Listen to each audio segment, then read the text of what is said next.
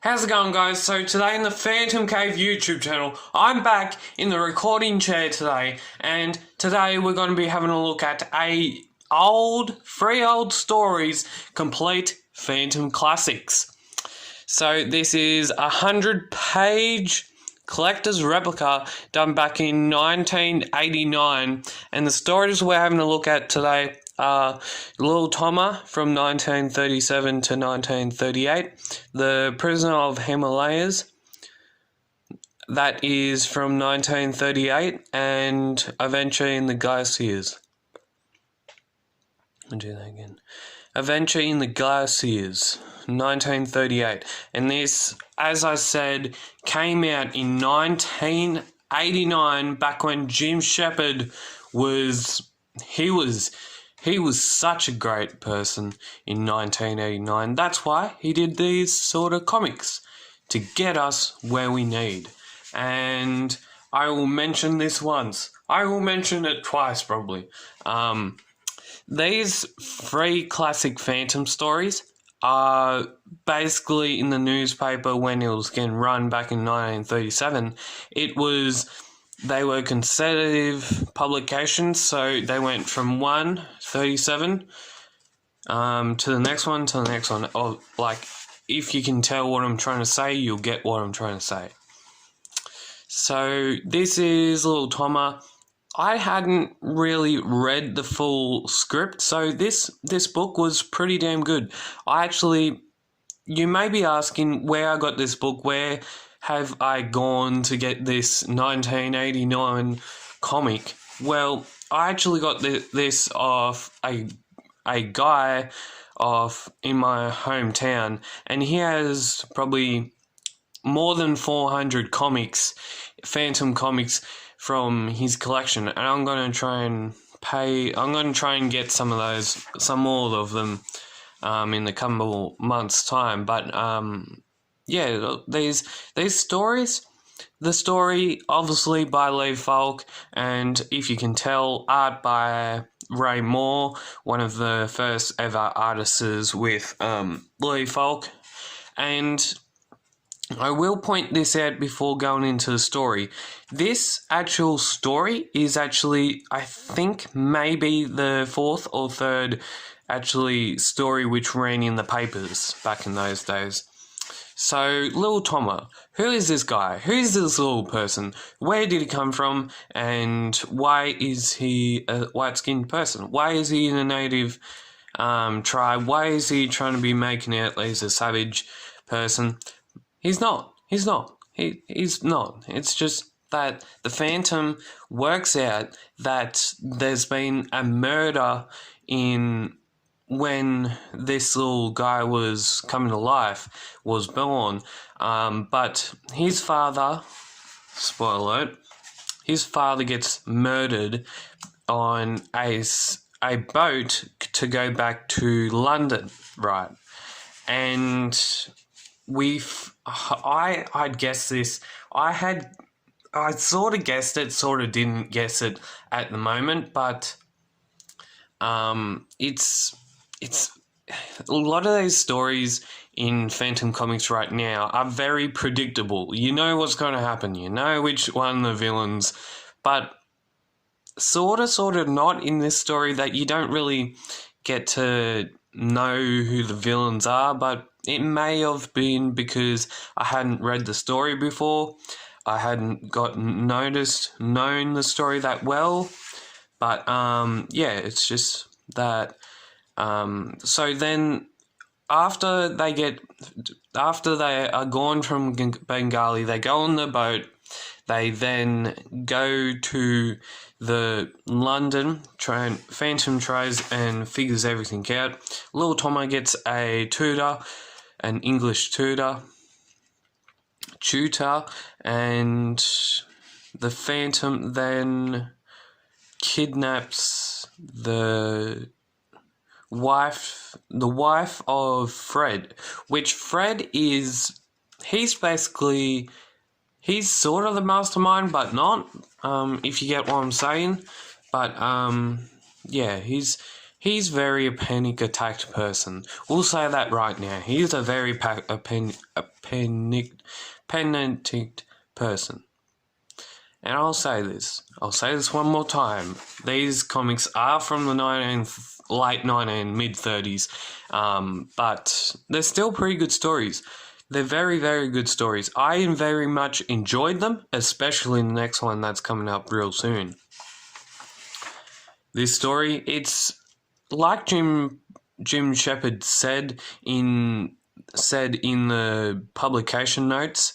These stories are complete. There's no frames missing. There's nothing missing. This one has a total of 120 frames, so it is nearly 50 pages long. Back in the old days, they would have had to, like he said, they cut most of the frames out to try and fit the 32-page length book, I'm guessing. And like we all say, this comic actually was, I think, published very, very early in the Phantom. Like this comic was very early in the Phantom, but very good in the Phantom. And there's a lot of things happen in this book. A lot of things happen, a lot of kidnaps, and well, there's only probably 2 or a couple kidnaps. But what you got to make out is that the police officers, they don't really do their job in this comic. The Phantom has to do all of it himself. And it's pretty cool because little Thomas, he gets to know his big cousin Sis, and they just go over to happy life.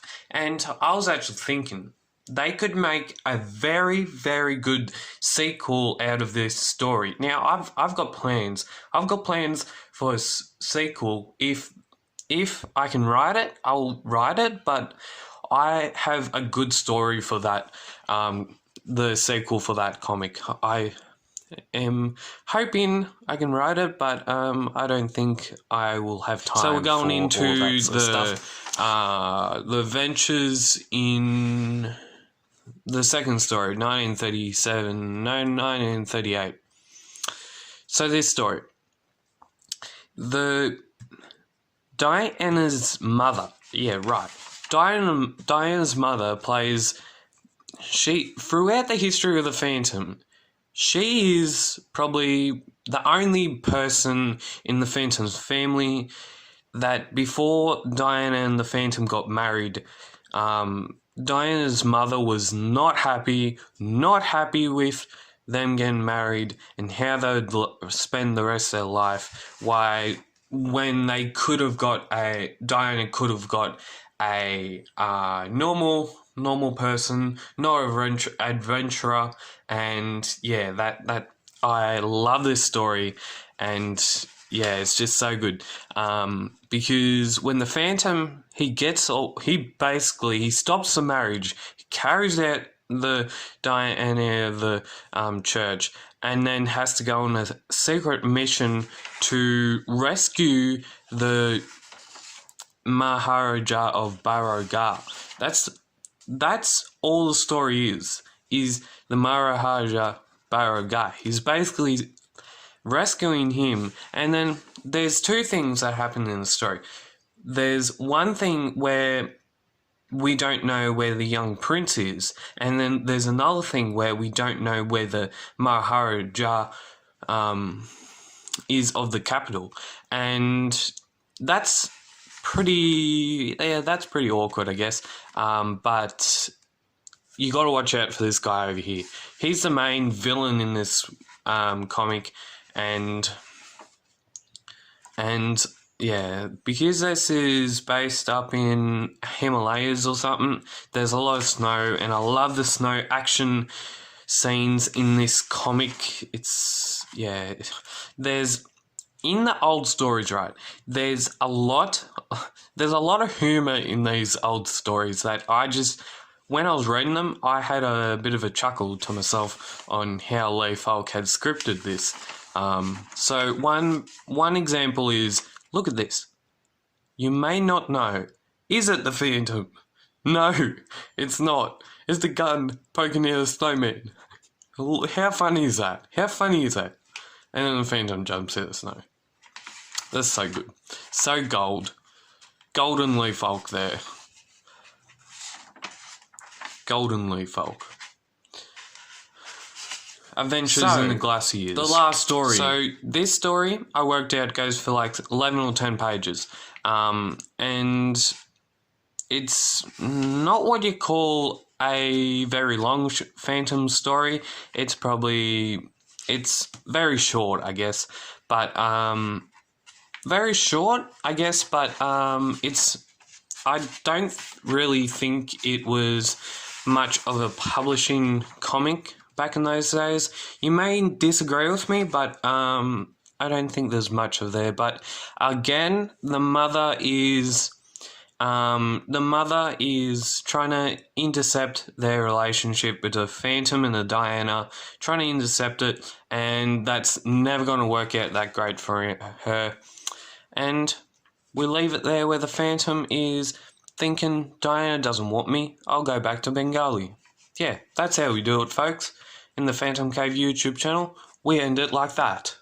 And we got an old ad there, I'm not going to read that out. If you would like to subscribe to the Phantom Cave YouTube channel, we are back. We are back Monday, Wednesday, Thursday, and so go subscribe down below, click that subscriber button, and as always, keep Phantom Caving, and we'll see you next time on the Phantom Cave YouTube channel.